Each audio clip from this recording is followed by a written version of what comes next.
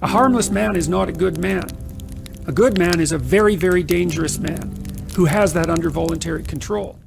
जहां आज के मेल्स को वक्त के साथ एक डेंजरस मेल होना चाहिए, वहीं ये सॉफ्ट मेल सिर्फ एक हार्मलेस बॉय बन के रह गए हैं, जो बातें तो बड़ी बड़ी करते हैं लेकिन असल में किसी का कुछ उखाड़ नहीं सकते। जबकि असल में हिस्ट्री से अब तक कोई मेल ये नहीं चाहता कि वो हार्मलेस और कमजोर दिखे, जो किसी को वक्त और जरूरत आने पर नुकसान ना पहुंचा पाए, जिसका कोई भी कितना भी नुकसान करके चला जाए और वो चुपचाप बस सब कुछ सहता रहे और खड़े खड़े सब कुछ देखता रहे। मानो या ना मानो, हर एक मेल अंदर से यही चाहता है कि लोग उससे कहीं न कहीं जरूर डरे। रूम में मौजूद सबसे ज्यादा पावरफुल और डेंजरस मैन हो, उसके पास पावर हो, वो एक रियल सिग्मा हो। लेकिन ये सोसाइटी कभी ऐसा होने नहीं देती और ना ही चाहती है कि आप ऐसा बनो। आपको ऐसा फील कराया जाता है कि डेंजरस मैन बनना मतलब बुरा इंसान बनना होता है, पर ये सच नहीं है। रियलिटी तो ये है कि हर एक आदमी जो रिस्पेक्ट और पावर के साथ जीना चाहता है, उसे एक डेंजरस मैन बनना ही पड़ेगा, क्योंकि डेंजर और रिस्पेक्ट दोनों एक ही सिक्के के दो पहलू हैं। डेंजरस मैन की पावर ऐसी होती है जो आप उसके ऑरा से फील कर पाते हो। एक असली डेंजरस मैन वो नहीं होता जो चीख चीख के ये कहे कि वो कितना खतरनाक और पावरफुल है। ऐसे लोग सिर्फ हार्मलेस और कमजोर कीड़े मकोड़े की तरह होते हैं, जिन्हें कोई भी मसल सकता है, जो अंदर से एकदम खाली और खोखले होते हैं, बस बाहर से गुस्सा दिखाते हैं। एक असली डेंजरस मैन वो होता है जो अंदर से बहुत ही ताकतवर हो, लेकिन वो इस ताकत का दिखावा ना करता हो। वो इस ताकत के साथ पीस मेंटेन करके रखता है और बहुत ही शांत होता है। लेकिन इसे गलत मत समझना, डेंजरस होने का मतलब सिर्फ फिजिकली स्ट्रॉन्ग होना नहीं होता है। जरूरी नहीं जो इंसान सबसे खतरनाक हो वो साइज में भी बड़ा ही हो, उसकी फिजिक डराने वाली हो। नहीं, ऐसा नहीं होता। बहुत से लोग शरीर से बहुत खतरनाक लगते हैं लेकिन दिमाग से बहुत कमजोर होते हैं, जिन्हें कोई भी चालाकी से हरा सकता है। इसीलिए हम ऐसे 4 ट्रेट्स के बारे में डिस्कस करेंगे जो किसी भी आदमी को मोस्ट डेंजरस बना सकते हैं। Articulate your thoughts. एक डेंजरस मैन वो है जो अपने थॉट्स और आइडियाज को बहुत क्लियरली और इफेक्टिवली कम्युनिकेट कर पाए और आसानी से समझा पाए। ये एक अनकहा सच है। लोग उस इंसान से बहुत डरते हैं जो बहुत अच्छे तरीके से कम्युनिकेट कर पाता है, जो सिर्फ अपनी बातों से ही किसी का भी माइंडसेट बदल सकता है और किसी से भी अपना काम निकलवा सकता है और लोगों पर उसकी बातों का असर होता है। इसी रीजन की वजह से एंड्रयू टेट को कैंसिल करा गया। हालांकि वो बहुत ही ज्यादा फिजिकली स्ट्रॉन्ग है, जो कि UFC फाइटर रह चुका है। उसके पास बहुत सारा पैसा है, लेकिन कोई उसके मुक्के से या उसके पैसों की पावर से इतना नहीं डरता जितना उसके बोले हुए वर्ड्स और बातों से ही डर जाता है। I believe that a man has the sacred duty to hold true to his word and do exactly what he says he will do. I believe that a man's life is difficult and that he has the sacred duty to become strong to handle such difficulty. हम लोगों को Andrew Tate पसंद हो या ना हो, इससे कोई फर्क नहीं पड़ता और ना ही ये मैटर करता है। लेकिन इस बात से हम सभी अग्री करेंगे कि अगर वो किसी रूम में है तो कोई उससे भिड़ने से पहले 10 बार सोचेगा। फिजिकली नहीं बल्कि डिबेट करने के लिए भी। वो जिस हिसाब से अपने थॉट्स और आइडियाज को अपने वर्ड से प्रेजेंट करता है, बड़े से बड़े लोग उसके सामने चुप हो जाते हैं। उसकी यही क्वालिटी उसे एक डेंजरस मैन बनाती है। यही सेम बात आप जॉर्डन पीटरसन में भी नोटिस कर सकते हो। कैसे वो अपनी बातों पे टिके रहते हैं। उनके बिलीफ्स को कोई कितना भी चैलेंज करे वो टस से मस नहीं होते और अपने थॉट्स को ऐसे आर्टिकुलेट करते हैं कि सामने वाला ही उनसे हार मान के चला जाता है। ये तो कुछ कंट्रोवर्शियल एग्जांपल्स हो गए। आप इस क्लिप में हमारे CJI चंद्रचूड़ को सुनिए। वो कैसे क्रिटिसिज्म पे रेस्पॉन्ड करते हैं। नोटिस करना कैसे उनका हर वर्ड एकदम कैलकुलेटेड है। Justice Nariman, your former colleague and your former senior also, his father Fali Nariman, they have spoken publicly criticizing the judgment on 370. So how do you respond to that criticism? Ehtisham, a judge who decides a case speaks through their judgments.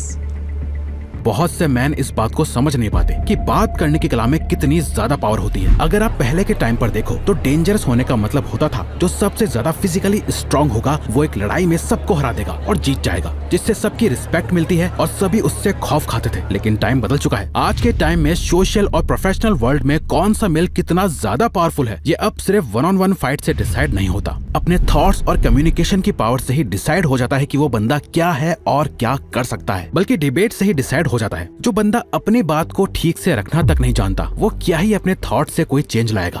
Power to influence.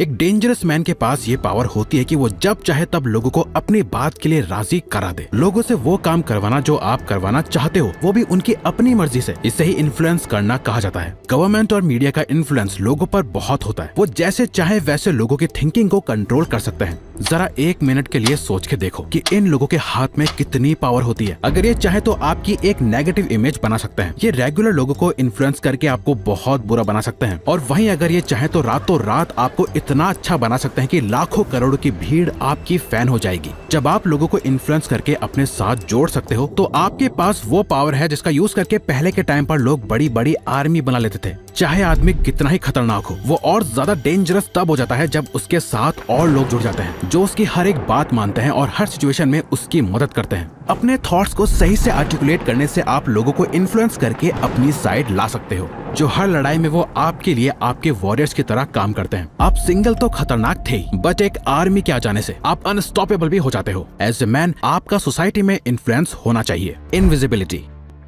बहुत से लोगों को अपनी life social media पे दिखाने का बहुत शौक है, लेकिन अगर आपका प्राइवेट अकाउंट है सिर्फ अपनी फैमिली और फ्रेंड्स के साथ, या फिर आप कोई बिजनेस रन कर रहे हो जिससे आपको पैसा आए तो ठीक है, लेकिन अगर नहीं, आप सिर्फ लोगों के अप्रूवल के लिए या सिर्फ ये दिखाने के लिए कि आप लाइफ में कितना अच्छा कर रहे हो इसलिए सोशल मीडिया यूज करते हो, तो आप अपने आप को एक वल्नरेबल सिचुएशन में डाल रहे हो। क्योंकि एक डेंजरस मैन कभी अपने बारे में किसी को कुछ पता नहीं लगने देता, स्पेशली अपनी पर्सनल लाइफ के बारे में। लोगों के पास आपके बारे में जितनी ज्यादा इन्फॉर्मेशन होगी उतना ही ज्यादा चांस है कि आपके बारे में उस सारी नॉलेज का यूज करके वो आपके अगेंस्ट कभी ना कभी यूज करेंगे। क्योंकि जितना ज्यादा आपको एक इंसान के बारे में पता होता है, उसे कंट्रोल करना भी उतना ज्यादा आसान हो जाता है। अगर आपको इसका रियलाइजेशन अभी तक नहीं है तो गूगल, फेसबुक और ट्विटर जैसे सभी सोशल मीडिया प्लेटफॉर्म्स आपके बारे में जितना भी कुछ जानते हैं उसका यूज करके आपको वही एड्स दिखाते हैं जिसमें आप सबसे ज्यादा इंटरेस्टेड होंगे। उनके पास आपके बारे में इन सारे इन्फॉर्मेशन का एक्सेस इसलिए है क्योंकि आपने खुद उनके हाथों में ये पावर दी है। आप खुद ही सोच के देखो, सबसे ज्यादा डेंजरस कौन होगा? जिसके बारे में ओपोनेंट को सब कुछ पता है, उसकी हर एक चाल, उसकी स्ट्रेंथ, उसकी वीकनेस, उसके लाइक्स, डिसलाइक्स, सब कुछ। या फिर वो जो शेर की तरह शिकार से पहले साइलेंटली मूव करता है। आज के समाज में अटेंशन ही सबसे बड़ी करेंसी है। आप इसे खर्च कर रहे हो या सबसे बचा के रखते हो? खुद से ही पूछो। जो चीज सीक्रेट और मिस्टीरियस होती है, लोग उसे जानने में ही सबसे ज्यादा इंटरेस्टेड होते हैं और उससे बहुत डरते हैं। अपना हीरो भी उस विलन के आगे घुटने टेक देता है जिसे वो खुद से कम समझता आ रहा था। जिस विलन का उसे नामो निशान तक नहीं पता था, वो कौन है, क्या करता है, कैसे करता है, ये सब उसकी पावर है जिसे वो अपनी लाइफ से भी ज्यादा प्रोटेक्ट करके रखता है। खुली किताब मत बनो, बल्कि प्रोफेसर और थॉमस शेल्बी की तरह मिस्टीरियस बनो, जहां आपको सबके बारे में पता हो लेकिन लोगों को आपके बारे में सब कुछ ना पता हो। Change peoples perception of you.